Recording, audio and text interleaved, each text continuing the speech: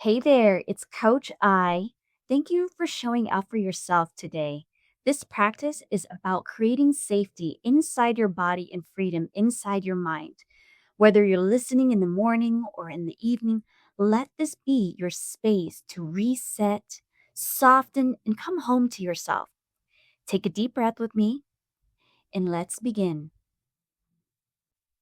Welcome to day 9. Today, we are shifting into a part of life where control shows up loudly and often silently destroys confidence, performance, creativity, and leadership. We're talking about control at work. Most people think control at work is about perfectionism or high standards, but the deeper truth, control at work is fear in disguise. Fear of failing, fear of being judged, fear of disappointing others, fear of not being enough, fear of losing opportunities, or fear of not being seen. And when fear runs the show, control becomes a survival strategy, one that ends up limiting your growth instead of protecting it. Today, we're going to talk about releasing control at work and how to lead with trust instead of fear. See, they're real patterns that people live with, the ones they rarely admit out loud.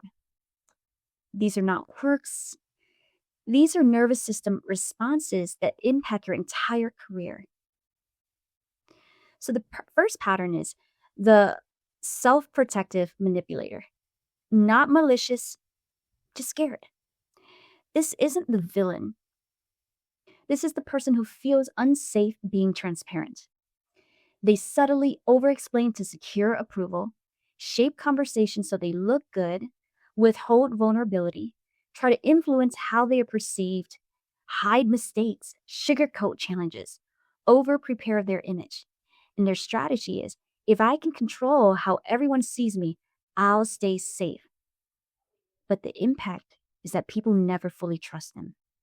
They feel alone. And their leadership presence weakens because authenticity is missing.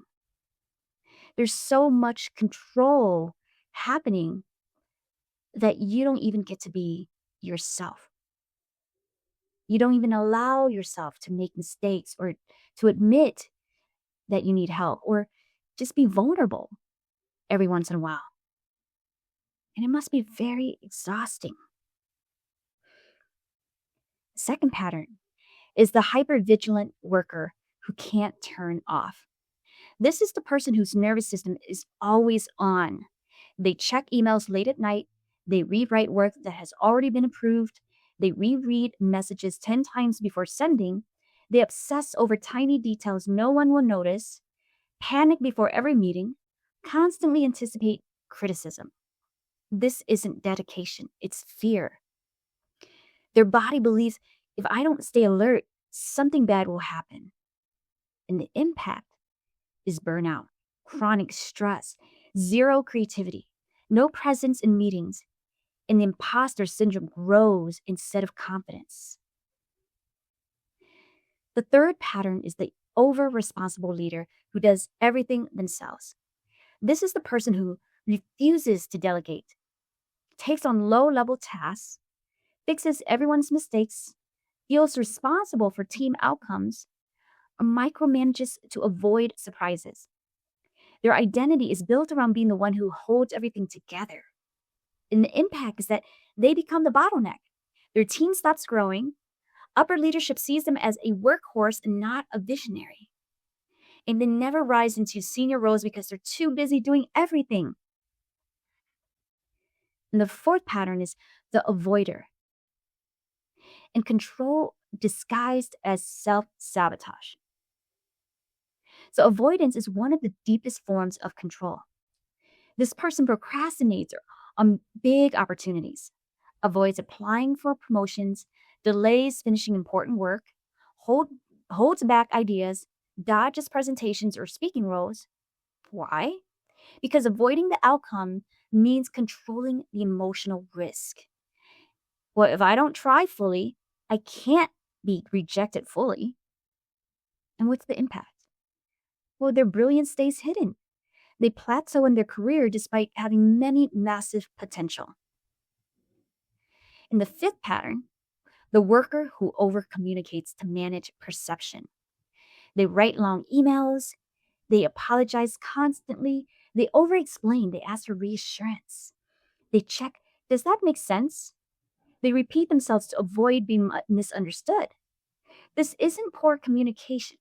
It's fear of disappointing people or being seen as incompetent.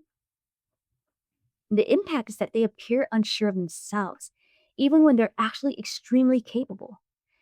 And leadership opportunities pass them by. And the sixth pattern is the high performer who can't celebrate success. They finish something great and immediately move on to the next problem.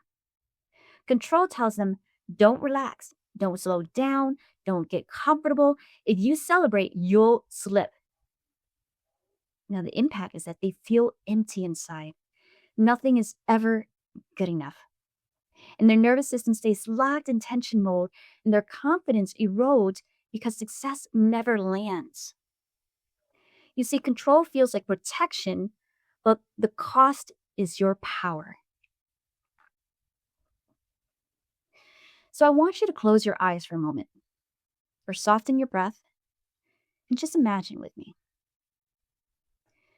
In this scenario 1, you trust yourself in meetings. You don't need to rehearse every sentence. You speak clearly and calmly. You stop over-explaining. You let your intelligence land. This is leadership energy. Okay? And in this second scenario, you delegate without guilt. You finally say, this is not mine to carry. And your team steps up. You move into a higher level impact. You're free to operate from your genius and not from fear-based responsibility. In scenario 3, you stop managing everyone's perception. You communicate authentically. You don't sugarcoat or protect your image. You stop shaping conversations to avoid judgment, and people trust you more. Your confidence grows because you're no longer performing. You're leading. In scenario 4, you take emotional risks. You apply for the promotion, you share your ideas, you raise your hand, you speak boldly. You stop asking for permission to shine. You allow yourself to be seen. Yes. In scenario 5, you no longer burn out trying to be perfect. You allow good enough to be good enough. You let your team help. You prioritize rest. You stop equating productivity with worth. And you finally breathe. So here are some small shifts that create massive results to help you release control at work. One is to replace micromanaging with clear expectations. Leadership is clarity, not hovering. 2, let your team make mistakes. It's how they grow and how you grow as a leader. 3, communicate concisely and trust yourself. Confidence is felt in fewer words.